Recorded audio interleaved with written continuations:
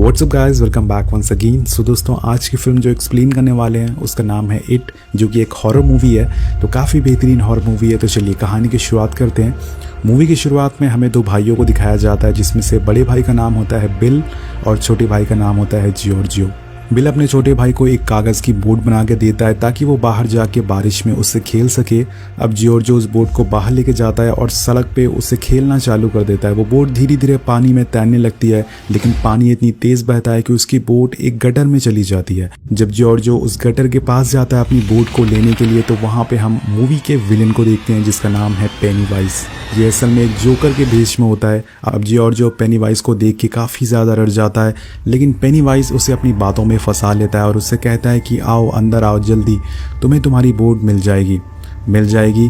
Giorgio जब अपना हाथ बढ़ाता है उस बोट को लेने के लिए, तो पेनीवाइज उस बच्चे का एक हाथ ही काट लेता है दोस्तों। जिसके बाद वो काफ़ी रोता है और अपनी जान बचाने के लिए हेल्प हेल्प चिल्लाता है। लेकिन यहाँ पर बहुत तेज़ बारिश हो रही है, उसकी आवाज़ सुनने वाला कोई नहीं है। फिर जियोर्जियो उसी टनल में उसे खींच लेता है और जान से मार देता है। अब आज तक उस बच्चे का कुछ भी पता नहीं चला है कि वो बच्चा कहाँ गायब हो गया उस बारिश में। यहाँ पर हम एक और लड़के को देखते हैं, जिसका नाम होता है माइक। उसे एक शीप को मारने के लिए कहा जाता है, लेकिन वो स्वभाव से काफ़ी ज़्यादा कोमल होता है, इसलिए वो उसे मार नहीं पाता। वहीं पर खड़ा एक आदमी उसे समझाता है कि उसे ये काम करना होगा, क्योंकि उसका और उसके फैमिली का यही काम होता है। अब यहाँ से सीन शिफ्ट होता है और हम एक स्कूल को देखते हैं, जिसका नाम है डेरी पब्लिक स्कूल। यहाँ हम एक लड़की को देखते हैं, जिसका नाम है बेवरली। उसके क्लास के बच्चे उसे काफ़ी बुरा भला बोलते हैं और उसे काफ़ी तंग करते हैं। हम देखते हैं कि स्कूल के सारे बच्चे काफ़ी एक्साइटेड होते हैं, क्योंकि उनकी समर वेकेशन स्टार्ट होने वाली है। और स्कूल के थोड़ी दूर खड़ी एक औरत को देखते हैं, जो कि अपने मिसिंग बेटे को ढूंढ रही होती है। तो शायद उस बेटे को पेनीवाइज उठा के ले गया है। यहाँ स्कूल के बाहर एक बोर्ड लगा होता है, जिस पे लिखा होता है 7 बजे के बाद इस टाउन में कर्फ्यू लगा दिया जाएगा और कोई भी बच्चा बाहर नहीं घूमेगा। यहाँ पर हम एक और लड़के को देखते हैं, जिसका नाम हेनरी होता है। वो सभी अपने छोटे बच्चों को परेशान करता है और उनसे काफ़ी रूड बिहेवियर करता है। वो बिल और उसके दोस्तों को भी हमेशा तंग किया करता था, और वो बिल और उसके दोस्तों को यहाँ भी परेशान करना चालू कर देता है। पर किसी तरह से वो उसे पीछा छुड़ा के भागते हैं। अब बिल स्कूल के बाद अपने घर आता है और वहाँ गैरेज पे अपने डैड को देख के उनसे पूछता है कि क्या मैं आपकी कुछ हेल्प कर सकता हूँ। उसके डैड उसकी इस हरकत पे काफ़ी उसे चिल्लाते हैं। असल में बिल एक पाइप बना रहा होता है, जिसे वो उस गटर में डाल के अपने भाई जियोर्जियो को बचा सके। उसे अभी भी लगता है कि उसका भाई जिंदा है, लेकिन उसके डैड उसे बोलते हैं कि वो मर चुका है, और अगर तुम्हारी मॉम ने ये सब देखेगी तो उन्हें और ज़्यादा बुरा लगेगा। कम से कम उनके बारे में तो सोचना चाहिए तुम्हें। हम माइक को देखते हैं, जो कि साइकिल से कुछ सामान की डिलीवरी करने जा रहा होता है, लेकिन जब वो दरवाजे पे पहुंचता है तो उसे वहाँ काफ़ी आवाज़ें सुनाई देती है। ये आवाज़ें काफ़ी डरावनी होती है, और तभी वहाँ दरवाज़ा अपने आप खुल जाता है और उसके अंदर से काफ़ी सारे लोगों की अजीब सी परछाइयाँ दिखती है। ये सभी लोग आग में जल रहे होते हैं, और इनमें माइक पेनीवाइज को भी देखता है। लेकिन इतनी देर में वहाँ हेनरी और उसके दोस्त आ जाते हैं और माइक के ऊपर कचरा फेंक के भाग जाते हैं। एक्चुअल में ये लोग यहाँ पे सभी बच्चों को परेशान करते थे। वो देखते हैं जो कि एक बुक रखने के लिए अपने डैड के ऑफिस में जा रहा होता है, लेकिन उसे देख के ऐसा लग रहा था कि मानो वो काफ़ी ज़्यादा डरा हुआ और सहमा हुआ है। वो वहाँ बुक रख देता है, और जब वो मुड़ता है तो उसके सामने एक बहुत ही ज़्यादा डरावनी पेंटिंग आ जाती है, जिसे देख के वो बहुत डर जाता है। और ये काम पेनीवाइज का होता है, क्योंकि सबको उन चीज़ों से वो डराता है जिससे वो हमेशा डरते हैं। अब बिल और उसके दोस्त एक दूसरे दोस्त के घर पे जाते हैं और उसे गटर के डेड एंड पे चलने के लिए कहते हैं, जहाँ पे उसके भाई गुम हुआ था। वो अपनी मॉम से परमिशन लेता है और वहाँ के लिए निकल जाते हैं साइकिल से। अब यहाँ पर हमें एक और कैरेक्टर को इंट्रोड्यूस किया जाता है, इसका नाम होता है बिन, जो कि काफ़ी मोटा और क्यूट होता है। बेन एक लाइब्रेरी में बैठ के इस शहर का इतिहास के बारे में पढ़ रहा होता है। साथ में वो अपनी कुछ शायरी भी लिखता है, जिसे सुना के वो बेवरली को इम्प्रेस करना चाहता था। अब थोड़ी देर बाद बेन को हेलुसिनेशन होना चालू हो जाता है, और उसे वहाँ एक उड़ता हुआ बैलून भी नज़र आता है, जो उसके अलावा किसी और को नज़र नहीं आ रहा था। जब वो उस बैलून का पीछा करता है तो वो लाइब्रेरी के नीचे वाले हिस्से में पहुँच जाता है, जहाँ पे काफ़ी अंधेरा और सन्नाटा होता है। वहाँ पर उसे एक आदमी दिखता है, जिसका सर कटा हुआ था, और ये देखकर वो काफ़ी डर जाता है।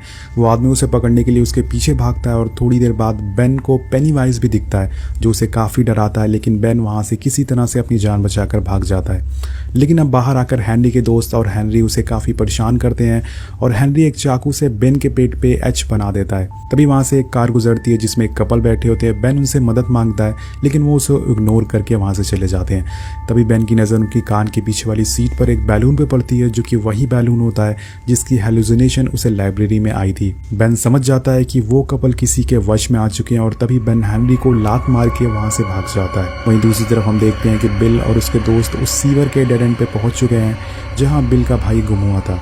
वो लोग अंदर जाते हैं और उससे पहले वहाँ घायल बेन आ जाता है। बिल उसके पास जाता है उसकी मदद के लिए और दूसरी तरफ हेनरी का एक दोस्त बेन को ढूंढते हुए उसी टनल के पास आ जाता है। वो सोचता है कि बेन सीवर के अंदर चला गया है, इस वजह से वो भी सीवर के अंदर चला जाता है और वहाँ पर उसकी मुलाकात होती है पेनीवाइज से, जो कि उसे बहुत डराता है और उसे अंत में मार देता है। और अब बिल अपने दोस्तों के साथ बेन के लिए दवाइयाँ लेने जाता है, लेकिन वहाँ उसके पैसे कम पड़ जाते हैं और तभी वहाँ उन्हें बेवर्ली दिखती है और वो इन लोगों की दवाइयाँ लेने में काफ़ी हेल्प करती है। फिर ये लोग बेवर्ली को अपने साथ तालाब पे चलने के लिए इनवाइट करते हैं और वो मान जाती है।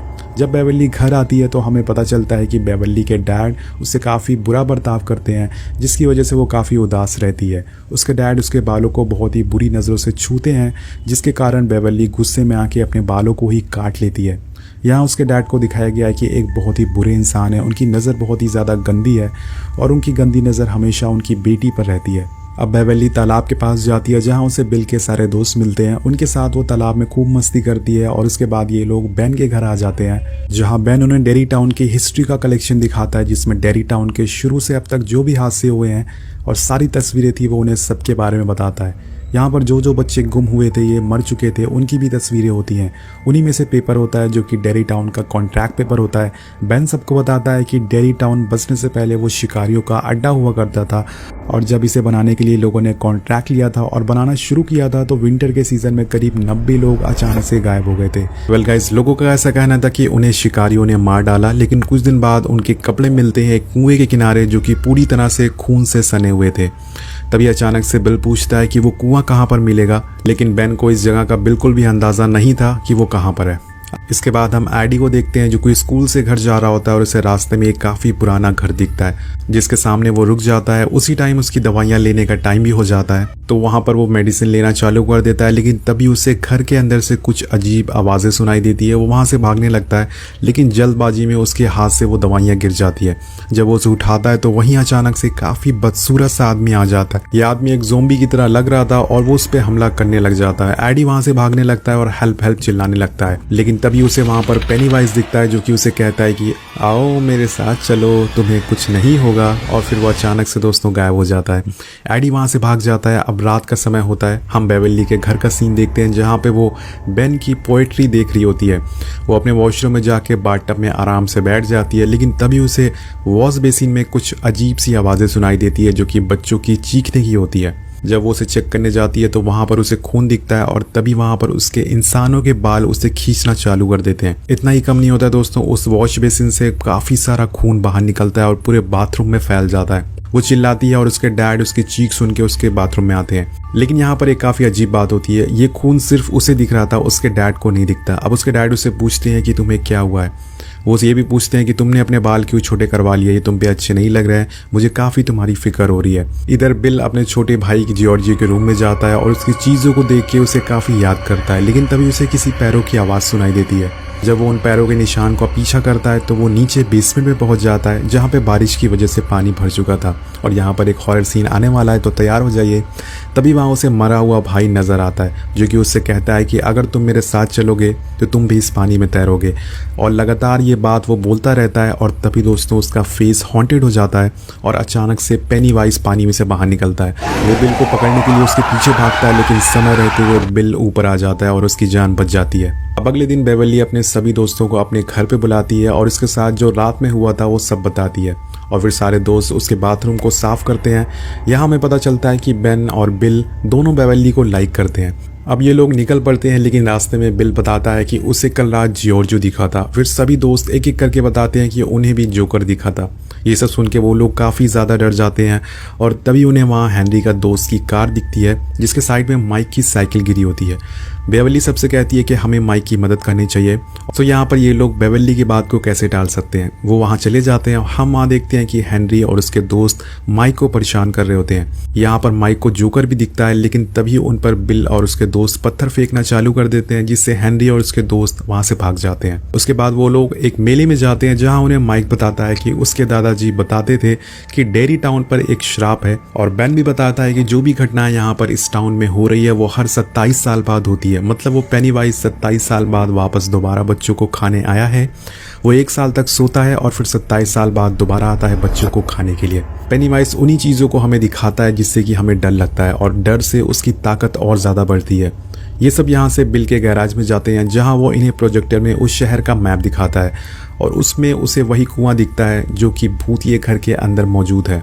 जिसके बाद एडी को अजीब इंसान दिखता है। वो लोग उसकी पिक्चर देखते हैं लेकिन तभी उस प्रोजेक्टर में जॉर्जो की तस्वीर आने लगती है और फिर अचानक से स्क्रीन पर पेनीवाइज आ जाता है। उस पिक्चर से बाहर आ जाता है और सबको डराने लगता है, लेकिन तभी वो लोग शटर खोल देते हैं जिससे वो भाग जाता है। अब इसके बाद बिल डिसाइड करता है कि वो अपने छोटे भाई को बचाने जाएगा उस घर में। वो अपने दोस्तों को भी किसी तरह से मना लेता है और सभी दोस्त उसके राजी हो जाते हैं वहां जाने के लिए। फिर वो लोग साइकिल से वहां उस घर के बाहर पहुंचते हैं। सभी दोस्त घर के अंदर जाते हैं और ये घर बहुत ही पुराना होता है, इसलिए इसमें बहुत सारे पेड़ उग गए थे और डायरेक्टर ने भी बहुत हॉरर दिखाया है इस घर को। अब थोड़ी दूर चलने पे रिची अपने आप की मिसिंग पोस्टर देखता है, लेकिन वो तो गायब अभी नहीं हुआ है। इसका मतलब अगला नंबर उसका होने वाला है। इस बात से वो काफ़ी डर जाता है, लेकिन उसके दोस्त उसे शांत करवाते हैं किसी तरह। तभी पेनीवाइज उन सारे लोगों को विजन दिखाता है जिससे कि वो सारे लोग अलग अलग हो जाते हैं। एडी एक कमरे में चला जाता है और उसे फिर से वही अजीब आदमी दिखता है जिसे देख के वो काफ़ी ज़्यादा डर जाता है और नीचे गिर जाता है। वो काफ़ी इंजर्ड हो जाता है। वहीं दूसरी तरफ बिल का एक और दोस्त रूम में बंद हो जाता है जहां उसे काफ़ी सारे जोकर दिखते हैं। तभी वहां पर पेनीवाइज आ जाता है जो उसे काफ़ी डराता है और फिर उसकी तरफ भागते हुए आने लगता है, लेकिन बिल किसी तरह से उसे बचा लेता है। और फिर वही रूम में ज़मीन से एक बच्चा निकलता है जो कि काफ़ी भयानक सीन होता है। वो बच्चा मुंह से उल्टियाँ करना शुरू कर देता है। अब ये लोग उसी रूम में पहुंच जाते हैं जहाँ पर वो जोकर एडी को खाने वाला होता है। वो उसे वहाँ से भगाने की कोशिश करते हैं लेकिन वो नहीं भागता और बिल पे हमला करने लगता है, लेकिन बेवर्ली अचानक से उसके मुंह में एक रॉड डाल देती है जिससे वो वापस नीचे चला जाता है। और जब बिल नीचे जाकर देखता है कि वो कहाँ जा रहा है तो उसे पता चलता है कि जोकर उसी कुएं में वापस जा रहा था जहाँ से ये कहानी शुरू हुई थी। अब ये लोग बाहर आते हैं और रिची बिल से कहता है कि तुम्हारा भाई मर चुका है, अब वो वापस नहीं आएगा और हम उस घर में भी वापस अब नहीं जाएंगे। बेवर्ली उन सभी को समझाने की कोशिश करती है लेकिन वो नहीं मानते और चले जाते हैं वहाँ से। यहाँ पर इन दोस्तों में लड़ाई भी हो जाती है। अब हम हैंडी को देखते हैं जो कि अपनी डैड की बंदूक यूज़ कर रहा होता है। एक्चुअल में उसके डैड एक ऑफिसर होते हैं और इस बात से वो काफ़ी गुस्सा हो जाते हैं। वो उस पर खूब चिल्लाते हैं और हैंडी को अपने डैड की बातें बहुत बुरी लगती है। अब हैंडी को अपने लेटर बॉक्स के ऊपर एक रेड बैलून मिलता है और वो पूरा संकेत होता है कि पेनीवाइज वहीं आसपास मौजूद है। जब हैंडी उस लेटर बॉक्स को खोलता है तो उसमें एक छोटा सा बॉक्स होता है जिसमें एक चाकू मिलता है उसे। जब वो उस चाकू को उठाता है तो पूरी तरह से पेनीवाइज के कंट्रोल में आ चुका था। हैंडी पूरा उसके कंट्रोल में होता है और वो जाके अपने डैड को उसी चाकू से मार देता है। यहाँ पेनीवाइज ने उसके गुस्से का फायदा उठाया था और उसे अपने ही पिता को मरवा दिया। अब दूसरी साइड बेवर्ली के डैड उसके साथ बदतमीजी करने की कोशिश करते हैं लेकिन वो किसी तरह से वॉशरूम में छुप जाती है। उसके डैड वॉशरूम का दरवाजा तोड़कर अंदर घुस जाते हैं और बेवर्ली गुस्से में आकर वॉश बेसिन से अपने डैड के सर पे मार देती है जिससे वो जख्मी होकर गिर जाते हैं। जब बेवर्ली वहां से जाने लगती है तो पेनीवाइज वहां पर आ जाता है और उसे पकड़ लेता है। अब बिल बेवर्ली को ढूंढते ढूंढते उसके घर आ जाता है लेकिन उसे वहां उसके डैड मरे हुए मिलते हैं और दीवारों पर पेनीवाइज का मैसेज लिखा होता है और ये मैसेज होता है you die if you try. अब ये सब जाके बिल अपने दोस्तों को बताता है और फिर सभी दोस्त एक साथ हो जाते हैं जो कि बेवर्ली को बचाने के लिए निकल पड़ते हैं। वो उसी घर में जाते हैं लेकिन इस बार वो पूरी तरह से तैयार होकर आते हैं पेनीवाइज का मुकाबला करने के लिए। वो उस कुएं में एक एक करके एंटर करते हैं और वहीं हम देखते हैं कि बेवर्ली उस कुएं के अंदर लेटी हुई होती है और उसके ऊपर खून की बूंदें टपक रही होती है। और तभी वहाँ पर पेनीवाइज आ जाता है जो कि उसे अपना मुंह खोलकर पूरी तरह से वश में कर लेता है। जब वो लोग नीचे जाते हैं तो वहाँ उन्हें अपना एक और दोस्त दिखता है जिसे पेनीवाइज खाने वाला होता है, लेकिन इन्हें देखकर वो यहाँ से भाग जाता है और उसकी जान बच जाती है। अब आगे बढ़ने पर ये लोग बेवर्ली को लटका हुआ देखते हैं और उसे फौरन ही उतारते हैं, लेकिन वो पूरी तरह से पेनीवाइज के वश में होती है और तभी बेन उसे किस कर लेता है जिसके बाद वो दोबारा होश में आ जाती है। हम यहाँ पर बिल के छोटे भाई को भी देखते हैं। वो बिल से बोलता है कि मुझे अपने साथ ले चलो और ये काफी ज्यादा इमोशनल सीन होता है। वो बोलता है कि मुझे मॉम डैड के पास जाना है, प्लीज मुझे यहाँ से ले चलो, लेकिन बिल समझ जाता है कि ये उसका भाई नहीं बल्कि पेनीवाइज है। वो उसे गोली मार देता है और तभी पेनीवाइज अपने असली रूप में आ जाता है और सब पर हमला करना चालू कर देता है। एक टाइम ऐसा आ जाता है कि वो बिली को पकड़ लेता है और उसके दोस्त को बोलता है कि बिल को मुझे दे दो और तुम सबको मैं जाने दूंगा। पेनीवाइज उनसे कहता है कि तुम लोग मुझसे जितना डरोगे मेरी ताकत उतनी ज़्यादा बढ़ती जाएगी। लेकिन वो लोग नहीं मानते और सभी दोस्त मिलकर पेनीवाइज को मारना चालू कर देते हैं। दोस्तों कोई भी बच्चा पेनीवाइज से नहीं डरता, इसलिए उसकी ताकत कम होती जा रही थी और वो धीरे धीरे छोटा होता जा रहा था और लास्ट में वो दोबारा एक कुएं में चला जाता है और उसने बेवरली को भी इसलिए नहीं मारा था क्योंकि वो उससे नहीं डरी थी। मतलब इस जोकर की ताकत ही डर होती है दोस्तों।